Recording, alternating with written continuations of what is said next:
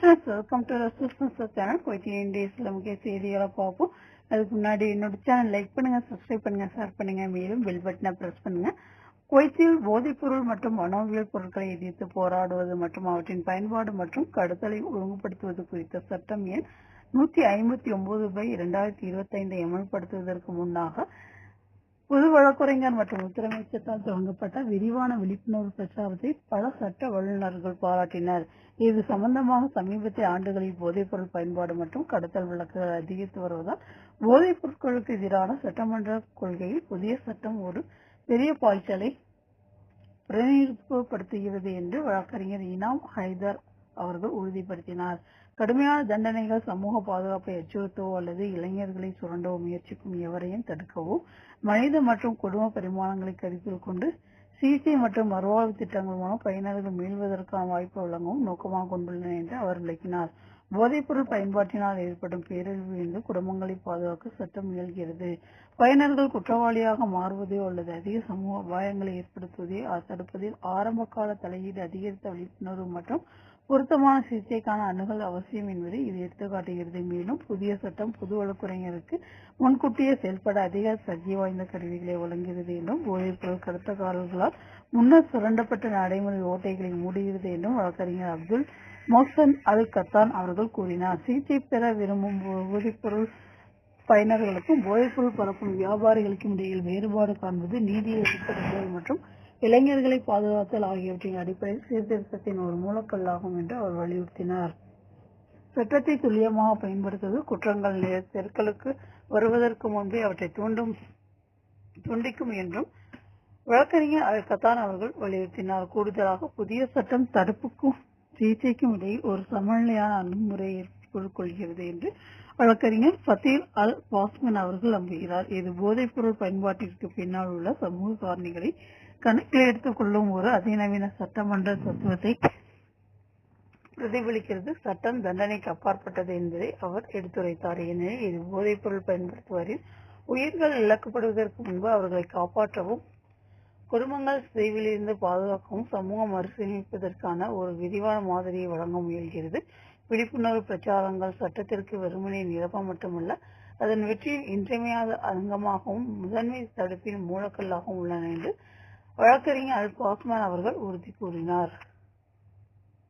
குவைத்தில் கூட்டுறவு சங்கங்களின் முட்டை பற்றாக்குறை நெருக்கடி குறித்து விவாதிக்கவும் அதன் காரணங்கள் ஆராயவும் நுகர்வோருக்கு தயாரிப்பு கிடைப்பதை உறுதி செய்வதற்கான அவசர தேர்வுகளை உருவாக்கவும் நுகர்வோர் கூட்டுறவு சங்கங்களின் ஒன்றியத்தின் தலைவர் மரியம் அல் அவத் அவர்கள் விவரிக்கப்பட்ட கூட்டத்தை நடத்தினார். இந்த கூட்டத்தில் வர்த்தக மற்றும் தொழில்துறை அமைச்சகத்தின் வணிக கட்டுப்பாட்டு இயக்குநர் ஃபைசல் அல் அன்சாரி அவர்கள், சமூக விவகார அமைச்சகத்தின் UCCS நிதி கட்டுப்பாட்டாளர் தலால் அல் அன்சி அவர்கள் என்றும் வர்த்தக மற்றும் தொழில்துறை அமைச்சகத்தின் கீழ் உள்ள குவைத் யுனைடெட் கோழிப்பண்ணை நிறுவனத்தின் பொது மேற்பார்வையாளர் துவைஜ் அல் ஹுசைன் அவர்கள் மற்றும் கோழித்துறையில் உள்ள நிறுவனங்களின் பிரதிநிதிகள் கலந்து கொண்டனர். இந்த சந்திப்பின் போது நெருக்கடியை கண்காணித்து அது மீண்டும் ஏற்படாமல் தடுக்க குவைத் கோழி உற்பத்தியாளர்கள் சங்கத்துடன் ஒரு கூட்டு ஒருங்கிணைப்பு பொறிமுறையை நிறுவுவது குறித்து அவர்கள் விவரித்தார். கோழித்துறையின் பிரதிநிதிகள் தற்போதைய விநியோக சரிவு பருவகாலமானது என்றும் ஒவ்வொரு ஆண்டும் குளிர்காலம் தொடங்கி பள்ளிகள் மீண்டும் திறக்கப்படுவதற்கு இடையில் இது நிகழ்கிறது என்றும் விளக்கினார். இந்த காலகட்டத்தில் பண்ணைகள் பழைய உற்பத்தி செய்யாத கோழிகளை புதிய கோழிகளால் மாற்றுகின்றன. இவை முழு உற்பத்தியை அடைய 1 முதல் 1.5 மாதங்கள் வரை ஆகும். இது தற்காலிகமாக கிடைப்பதில் குறைப்புக்கு வழிவகுக்கிறது. கோழி புதுப்பித்தல் சுழற்சி முடிந்ததை தொடர்ந்து டிசம்பர் 10ஆம் தேதிக்குள் உற்பத்தி இயல்பு நிலைக்கு திரும்பும் என்று எதிர்பார்க்கப்படுகிறது. இந்த தேதிக்கு பிறகு சப்ளையர்களுக்கு விநியோக நடைமுறைகளை முடிக்க ஒரு சலுகை காலம் வழங்க ஒப்புக்கொள்ளப்பட்டது. அடுத்த ஆண்டு இந்த பிரச்சனை மீண்டும் ஏற்படுவதை தடுக்க தெளிவான திட்டங்களை சமர்ப்பிக்குமாறு வணிக மற்றும் தொழில்துறை அமைச்சகம் மற்றும் UCCS நிறுவனங்களை வலியுறுத்தியது. மேலும் நிலையான விநியோக நிலைகளை உறுதி செய்வதற்கும் சந்தை இடைவெளிகளை தடுப்பதற்கும் ஒரே நேரத்தில் ஏற்படும் இடையூறுகளை தவிர்க்க குறிப்பாக பெரிய உற்பத்தியாளர்களிடையே மாற்று நடவடிக்கைகளை ஒருங்கிணைப்பதாக நிறுவனங்கள் உறுதியளித்தன. தேவையான அளவுகளின் தொடர்ச்சியான ஓட்டத்தை உறுதி செய்வதற்கும் சந்தைகளில் ஏதேனும் புதிய பற்றாக்குறைகளை தடுப்பதற்கும் சப்ளையர்களின் இணக்கம் தொடர்ந்து கண்காணிக்கப்படும் என்று சிறப்பிக்கப்பட்டது. இதற்கிடையில் அத்தியாவசிய பொருட்களின் நிலைத்தன்மையை பராமரிக்க அமைச்சகம் முன்னெச்சரிக்கை நடவடிக்கைகளை எடுத்து வருவதாக ஃபைசல் அல் அன்சாரி வலியுறுத்தினார். நியாயமான விலையில் போதுமான அளவு மேசை முட்டைகள் கிடைப்பதை உறுதி செய்வது முதன்மையானது என்றும், சந்தை ஸ்திரத்தன்மையை அச்சுறுத்தும் அல்லது செயற்கை பற்றாக்குறையை உருவாக்கும் எந்த ஒரு நடவடிக்கையும் ஒத்துக்கொள்ளப்படாது என்றும் அவர் உறுதிப்படுத்தினார். விலை நிர்ணய விதிமுறைகளுடன் முழுமையாக இணங்குவதை உறுதி செய்வதற்காக ஆய்வுக்குழுக்கள் தினமும் நிறுவனங்களை கண்காணிப்பதாக அன்சாரி அவர்கள் குறிப்பிட்டார்.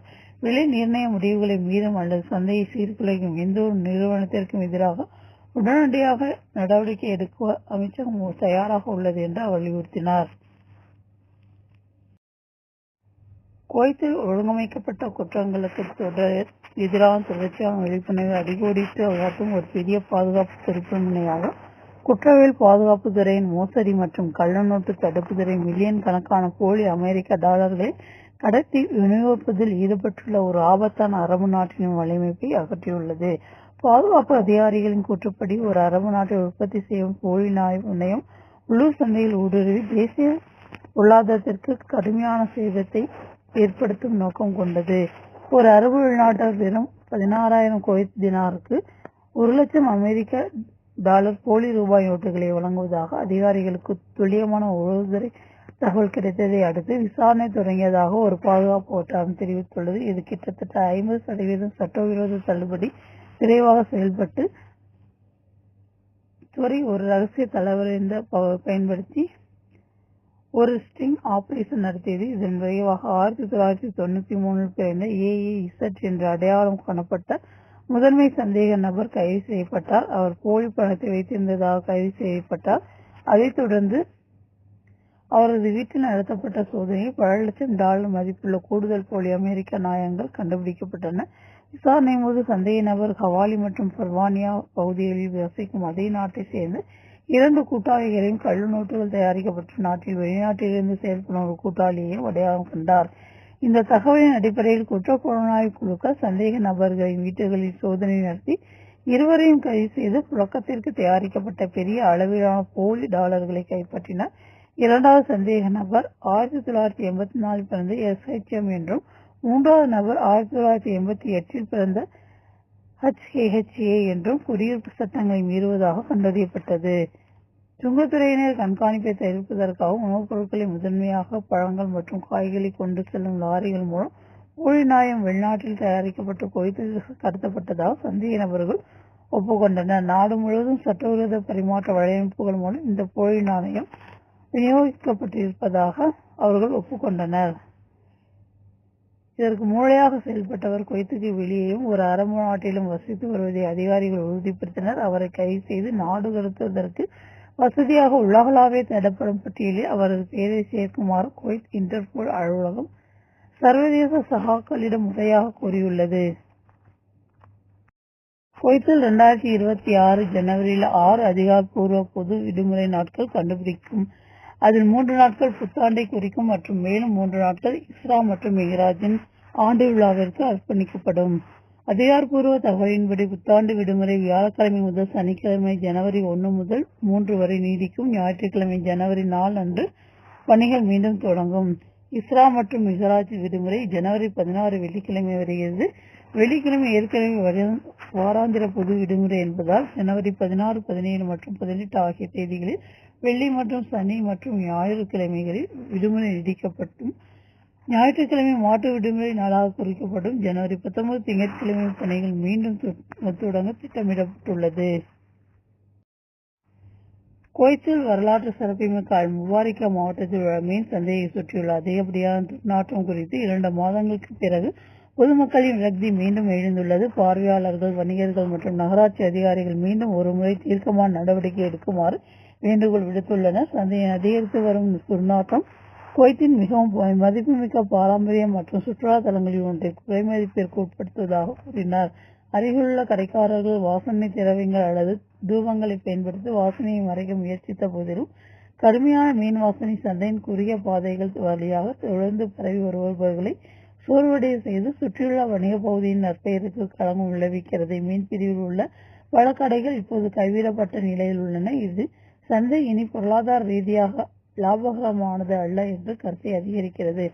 அதே நேரத்தில் அதன் நீடித்த வாசனை வணிகங்கள் மற்றும் பார்வையாளர்கள் இருவரையும் தொடர்ந்து பாதிக்கிறது. அதன் முபாரிக்கா வழியாக ஒரு சுற்றுப்பயணம் குடிமக்கள் மற்றும் வளைகுடா பார்வையாளர்கள் மத்தியில் வளர்ந்து வரும் கலவையை வெளிப்படுத்தியது. எமிராட்டி பார்வையாளர் முகமது அல் ஜாஸ்மி அவர்கள் சந்தைக்கு அருகில் செல்வதை ஒரு கடினமான பணி என்று விவரித்தார். மேலும் கடுமையான வாசனையை தவிர்க்க அவர் அடிக்கடி முகமூடி அணிவதை நாடுகிறார் என்று கூறினார். சந்தையை அகற்ற வேண்டும் அல்லது அதன் வாசனைகளுக்கு சிகிச்சை அளிக்க வேண்டும் என்று அவர் கூறினார். இந்த மைல்கல் சிறப்பாக இருக்க வேண்டும். அல் முபாரிக்காவை வழக்கமாக வரும் ஓமன் சுற்றுலா பயணி அகமது அல் ஃபர்சி அவர்கள் தனது ஆடைகளை மீன் வாசனை ஒட்டுக்கொள்வதை தடுக்க சில நடைபாதைகளை வேண்டுமென்றே தவிர்ப்பதாக கூறினார். சந்ததி கடந்து செல்வதை தவிர்ப்பதற்காக மக்கள் இப்போது வேறு பாதைகளை பயன்படுத்துகிறார்கள் என்று அவர் குறிப்பிட்டார். அதன் இருப்பு வரலாற்று மாவட்டத்தின் ஒட்டுமொத்தமாக தோற்றத்தை சேர்க்கிறது என்றும் கூறினார்.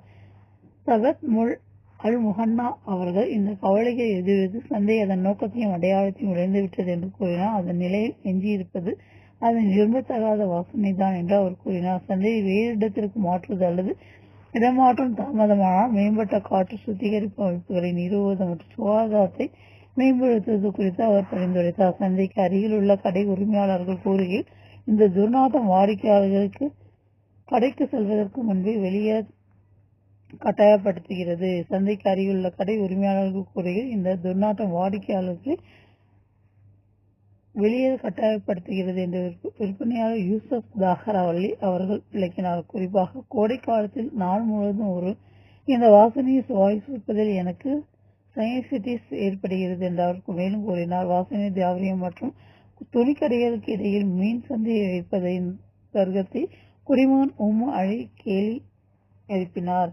எந்த வாடிக்கையாளர் மீன் வாங்கிவிட்டு கடைகளுக்கு இடையே தனது பைகளை சுமந்து கொண்டு நடப்பார் என்று அவர் கேட்டார். இந்த நிலைமை கடையாளர்களுக்கு பார்வையாளர்களுக்கும் நியாயமற்றது என்று கூறினார். குவைத்தில் போலி குவைத் குடியுரிமை வழக்குகளை கேள்வாழ்வதும் சம்பந்தப்பட்டவர்கள் மீது வழக்கு தொடர்வதற்கும் அரசாங்கம் தொடர்ந்து முயற்சிகளை மேற்கொண்டும் அதே வேளையில் குறிப்பாக மாநிலத்தில் உயர் பதவிகளை வகிக்கும் தனிநபர்களுக்கிடையே போலி கல்வி சான்றிதழ்கள் மீதான ஆய்வையும் தீவிரப்படுத்தி வருவதாக அது சேசா நாளிதழ் செய்தி வெளியிட்டுள்ளது.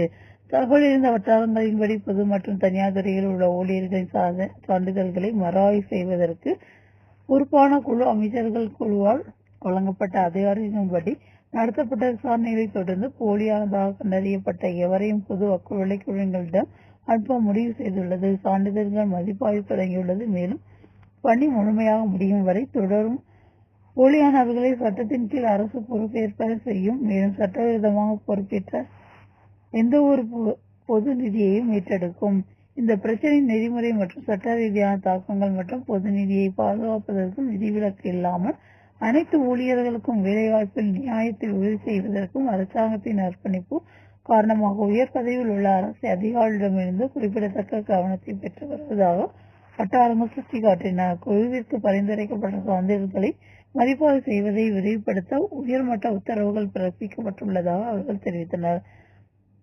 அதே நேரத்தில் முழுமையான ஆய்வுக்கு தேவையான கடுமையையும் பராமரிக்கின்றனர். டிசம்பர் நடுப்பதிக்கு முன்னதாக அனைத்து அரசு நிறுவனங்களிடமிருந்தும் சங்கீதத்திற்கிடமான தகுதிகளை கொண்ட ஊழியர்களின் பெயர்களை பெற்றவுடன் டஜன் கணக்கான நூற்றுக்கணக்கான கேள்விக்குரிய செயல்படியாகும் சான்றிதழ்களை கையாள குழு தயாராக உள்ளது என்பதை வட்டாரங்கள் உறுதிப்படுத்தின.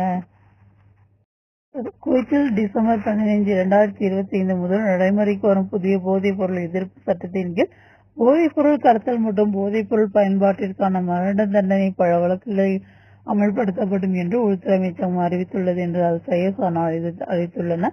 மரண தண்டனைக்கு பின்வரும் சூழ்நிலைகளை பொருந்தும் என்று அமைச்சகம் ஒரு அதிகாரப்பூர்வ அறிக்கையில் விளக்கியுள்ளது. குற்றம் சாட்டப்பட்டவர் போதை மருந்துகள் அல்லது மனவியல் பொருட்கள் சம்பந்தப்பட்ட குற்றங்களை செய்ய ஒரு அமைப்பு அல்லது கும்பலை நிலைவிருந்தால் அல்லது நடத்தியிருந்தால், குற்றம் சாட்டப்பட்டவர் மற்றொரு நபரை போதைப் பொருள் அல்லது மனோவியல் பொருட்களை பயன்படுத்த கட்டாயப்படுத்தினால் அல்லது அவர்களுக்கு தெரியாமல் அவற்றை அவர்களின் உடலில் செலுத்தினால், மரணம் ஏற்பட்டால், பாதிக்கப்பட்டவருக்கு தெரியாமல் குற்றம் சாட்டப்பட்டவர் மற்றொரு நபர் மீது போதைப் பொருளை வைத்திருப்பதாக பொய்யாக குற்றம் சாட்டினால் அல்லது ஆதாரங்களை மறைத்தால், பாதிக்கப்பட்டவர் பின்னர் குற்றவாளி என நிரூபிக்கப்பட்டு தண்டனை விதிக்கப்பட்டால், தண்டனை பெற்ற நபர் அதே குற்றத்தை மீண்டும் செய்தால், குற்றம் சாட்டப்பட்டவர் ஒரு மைனர் அல்லது மனநலம் பாதிக்கப்பட்ட நபரை குற்றத்தை செய்ய பயன்படுத்தியிருந்தால் சிறைச்சாலைகள், காவல் நிலையங்கள், மறுவாழ்வு அல்லது போதைப்பொருள் சிகிச்சை மையங்கள், வழிபாட்டு தலங்கள், கல்வி நிறுவனங்கள் அல்லது விளையாட்டுக் கழகங்களில் குற்றம் நடந்திருந்தால், குற்றவாளி தனது உத்தியோகபூர்வ பதவியை துஷ்பிரயோகம் செய்து குற்றங்களை செய்திருந்தால்,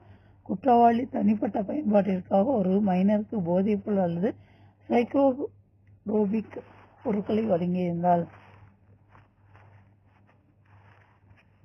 குவைத்தில் மக்கள் தொடர்பு, பொது சுகாதாரம் மற்றும் சாலை ஆக்கிரமிப்பு துறைகளின் கழக்குழுக்கள் அல்லது ஆணையர் அனைத்து ஆளுநர்களிடம் சுகாதாரம் மற்றும் சாலை ஆக்கிரமிப்பு விதிமீறல்களை கண்காணித்து அகற்றுவதற்காக ஆயுஷ் சுற்றுப்பயணங்களை தீவிரப்படுத்தி வருவதாக அறிவித்துள்ளது. முபாரக் அல் கபீர் நகராட்சியின் பொது சுகாதாரம் மற்றும் சாலை ஆக்கிரமிப்பு துறை தூய்மையை மேம்படுத்தவும், நகரத்தின் தோற்றத்தை பாதிக்கும் தண்டனைகளை அகற்றவும் குடியிருப்பு பகுதியில் விரிவான ஆய்வுகளை நடத்தியது. சுற்றுப்பயணத்தின் போது குழுக்கள் 45 கைவிடப்பட்ட வாகனங்கள், ஸ்கிராப் மெட்டல் படகுகள், வணிக கொள்கலன்கள் மற்றும் மோட்டார் சைக்கிள்களை அகற்றின. மேலும் பொது சுகாதாரம் மற்றும் சாலை ஆக்கிரமிப்பு தொடர்பான 48 மீறல்கள் பதிவு செய்யப்பட்டன. மேலும் கைவிடப்பட்ட வாகனங்கள் மற்றும் சட்டவிரோதமாக வைக்கப்பட்ட வணிக கொள்கலன்களுக்கு 64 அகற்றல் அறிவிப்புகள் வழங்கப்பட்டன. நகராட்சி 134 பழைய குப்பை தொட்டிகளை புதிய வரத்தால் மாற்றி 142 கூடுதல் தொட்டிகளை நிறுவியது.